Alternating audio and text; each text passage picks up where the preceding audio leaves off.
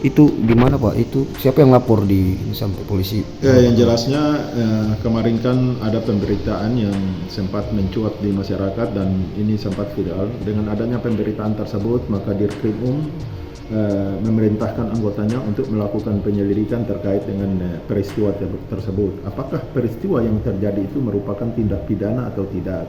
Ada beberapa orang yang sudah diambil keterangan dan ini masih berjalan, ya mohon bersabar. Kalau memang ini merupakan suatu perbuatan pidana, maka sudah barang tentu akan ditingkatkan ke tahap penyidikan untuk ditindaklanjuti. Tapi sesuai arahan Kapolda tetap untuk masalah yang untuk masyarakat tetap di ini. Ya, yang jelasnya semua peristiwa yang terjadi di masyarakat yang menimbulkan keresahan masyarakat, apalagi ada indikasi mengarah ke tindak pidana, maka sudah barang tentu itu menjadi atensi Polri. Oke, siapa?